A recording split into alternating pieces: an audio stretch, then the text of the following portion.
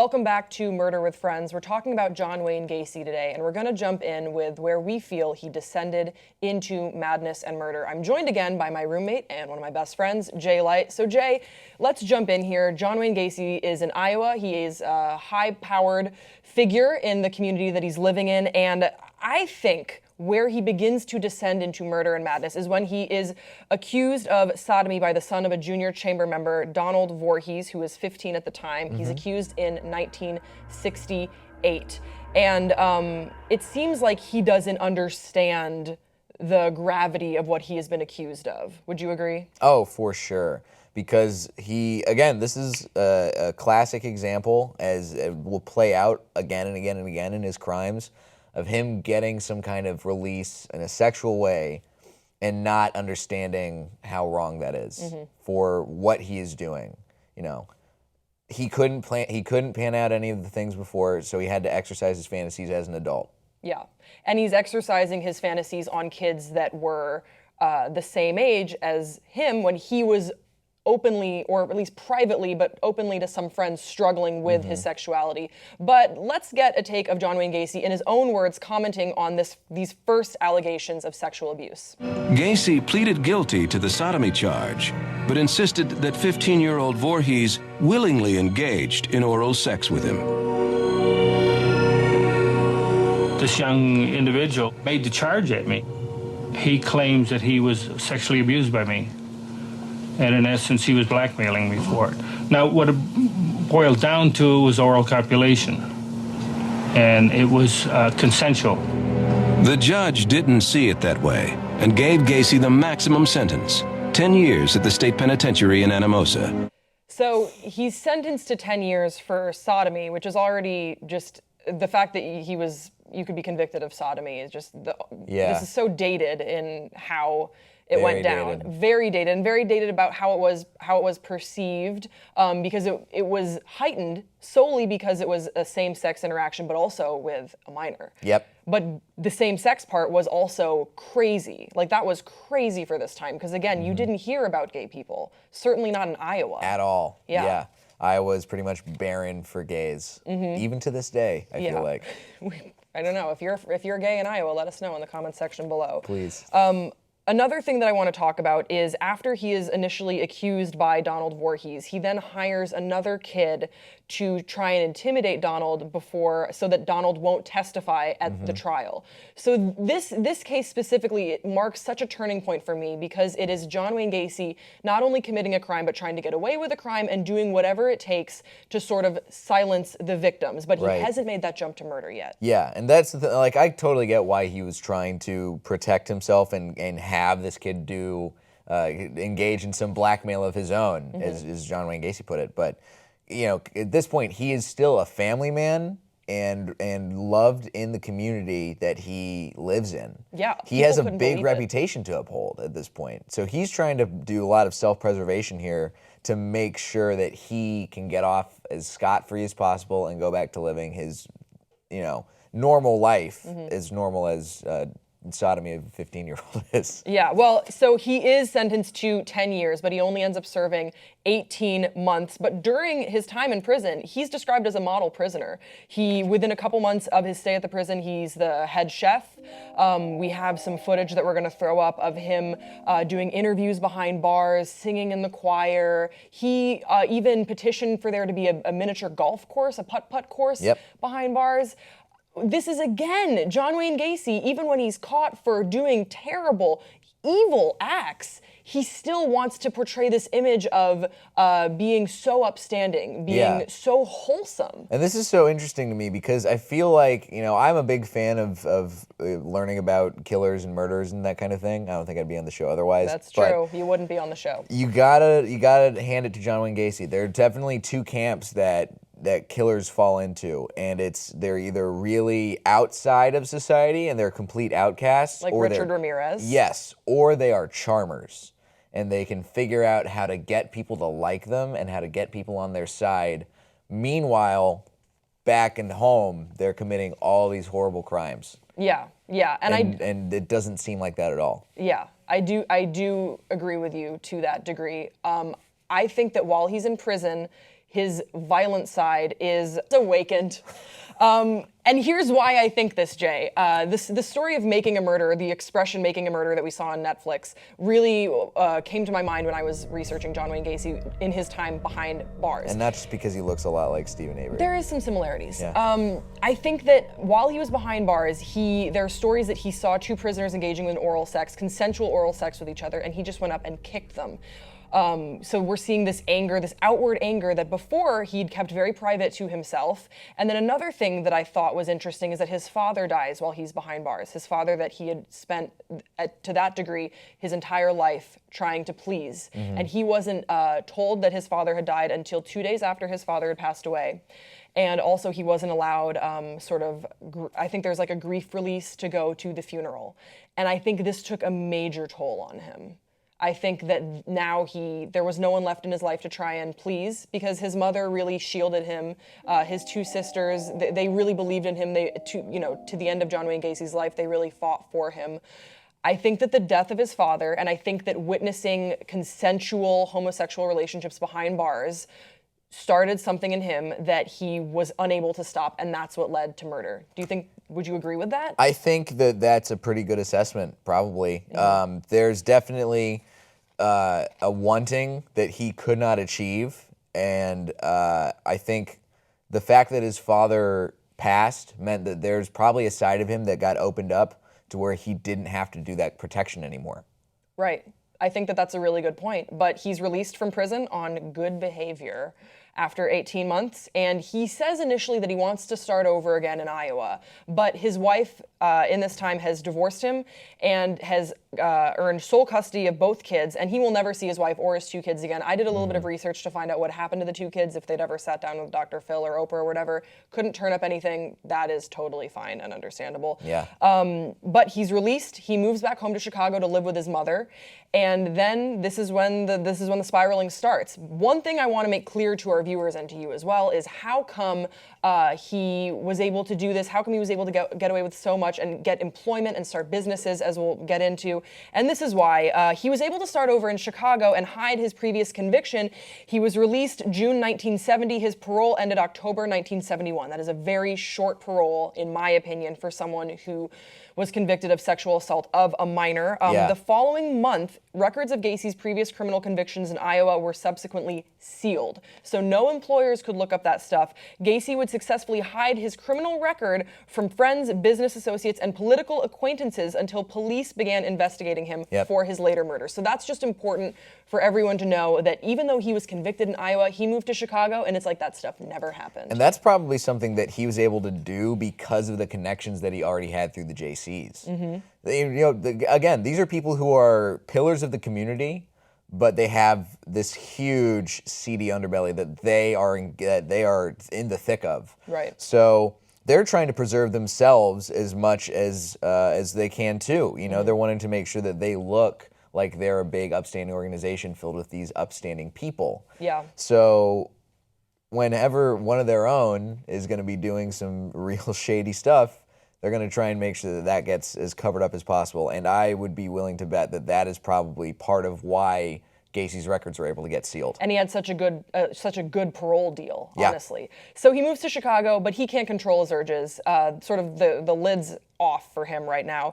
A week before his wedding to his second wife, he impersonates a police officer and sexually assaults a teenager. The charges were dropped because the kid tried to blackmail him for money and said, and you hear about this a lot. Well, you hear about these Blackmail. You hear about these cases with John Wayne Gacy assaulting kids, but not committing murder yet, Yeah. and getting away with it because the kid won't show up for trial, or John Wayne Gacy says that he's being extorted for money. Things get sort of messy here. There's a lot of weird stuff going on with Gacy at this point in his life too. The wife that you were just talking about that he got married to, he kind of was a predator to her as well. He got into her life when she was just coming out of, I don't remember exactly, but either being divorced herself or getting out of an abusive relationship. Yeah, she had 2 kids. And he swooped in and he charmed her pants off and charmed her into a wedding dress. And then everything worked out, but she would later divorce him too, because she saw that he was definitely, this is when the layers of being a good guy are starting to peel through, and you can see the rotted baseboard underneath. Yeah, and soon after his marriage begins, he actually commits his first murder, and this just begins the string of what would be. So let's go to a clip right now detailing exactly what happened with that first murder. On January 2nd, 1972, Gacy picked up 16-year-old Tim McCoy at the Greyhound bus station.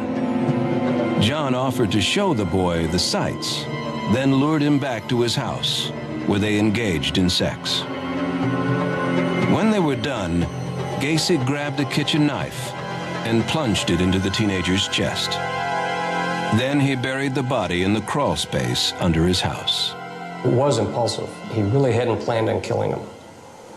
But I think that once he did make that move, it gave him the ultimate power trip.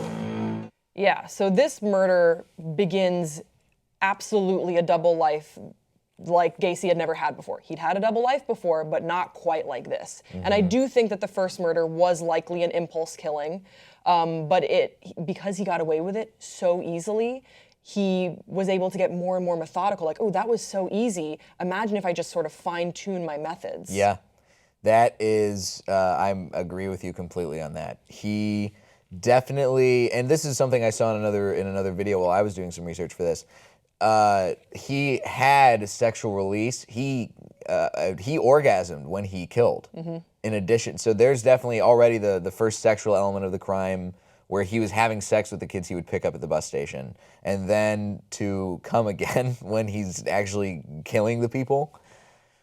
It's all kinds of knots getting twisted up around in his brain, and that all combined to create the pleasurable feeling that I think definitely led him to plan his killings from here on out and not just make them impulse acts. Right, and also I think there was a moment for him too where it's like, oh, if I leave no witnesses, I'll get away with it. Because before we see this sort of these messy allegations coming forward, it's really tarnishing his reputation, which we know is so important to him. And he's realizing if he just doesn't leave a witness, if he just kills these boys, then he can do this as much as he wants. Because look at how easy it is, because everyone loves me. Yep. I think at this point in time, we should probably talk about Pogo the Clown. We gotta. I don't really want to. But we have to. We have to. So Pogo the Clown sort of comes into John Wayne Gacy's life later on. There's crazy misconceptions, I think, about how much John Wayne Gacy loved clowning. I think that he did really like clowning, but not to the extent as we are fed it in the media. Yeah, he got into clowning through the JCs. He got into clowning because there were, fundraisers where they needed clowns, and he met other guys who were interested in performing as clowns. There was a community of clowns. There's a community of clowns. That's your hot top level entertainment in Iowa. But you have to recognize, even in the clowning community, Pogo the Clown, as played by John Wayne Gacy, not right. He was Something a shitty clown. Incorrect. He was a shitty clown. He got criticized by other clowns for the way he did his makeup. They said he looked too scary, which, of course, look at that picture of him. Yeah, look at, what they were criticizing also was his sharp edges. You're not supposed terrifying. to have sharp edges as a clown. This is You're scary for children. Make it rounded. You're supposed to be inviting. You're not supposed to look scary. But he was having parties at his house, and he was having barbecues, and he was performing at benefits and fundraisers and stuff for kids and at schools. So he had people, I remember reading somewhere, he had gatherings of up to 300 people at his house, like the entire neighborhood. For his clown shows? Not just for his clown shows, just neighborhood parties. And he would perform at the shows, at the parties, but he had the entire neighborhood eating out of the palm of his hand, basically. Yeah. They all bought into the fact that he was a good guy. Meanwhile, they can smell the bodies coming up from the crawl space. You can smell the stench of decomposing teenagers. Yeah, people thought that they were rats, maybe, or that there was some sewage leak. Gacy would later go on and he would explain that, it was just there's some moisture getting out under the house and it's causing some mold or some rot. It was the moisture of dead bodies. Yeah, and nobody cared.